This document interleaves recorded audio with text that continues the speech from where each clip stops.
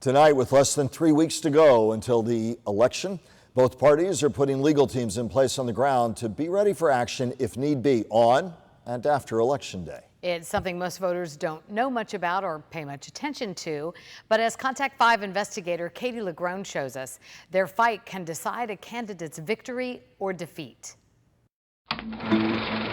Call it the silent campaign behind any election, and they are the often unknown, unseen minds behind it. I think it's going to be a quiet evening in Florida. I hope nothing will be the equivalent of the hanging chair. Fort Lauderdale-based Mitchell Berger and Tallahassee's Mark Dunbar are longtime election lawyers in Florida, hired by campaigns to ensure voting systems work, voting laws are followed, and voter ballots counted. It's hours of boredom and moments of terror.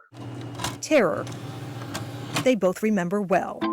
In 2000, Dunbar helped represent the Bush campaign. Berger, former Vice President Al Gore, when Florida's infamous hanging chads and butterfly ballots forced unprecedented lawsuits, recounts, and a final decision for the nation's highest office by its highest court. That was not fun.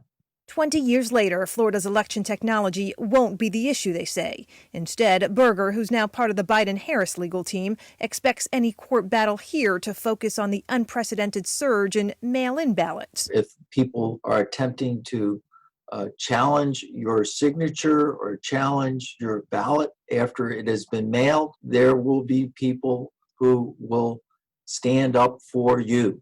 Dunbar's focused on deadlines, specifically for votes by mail. Questions over voting deadlines are at the core of more than a dozen pre-election lawsuits filed nationwide. When voters have to get those ballots in the mail back to the supervisors. Absentee ballots are going to play a tremendous role in the election. FSU Associate Professor Michael Morley studies election lawsuits. 2020, he says, is already making court history. This is the first election cycle where we've had hundreds of cases before the election challenging virtually every aspect.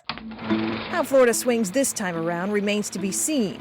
Urban counties with more voters will likely remain hot precincts for poll watchers and legal teams, gearing up for a night fueling so much projection, anticipation, and hope.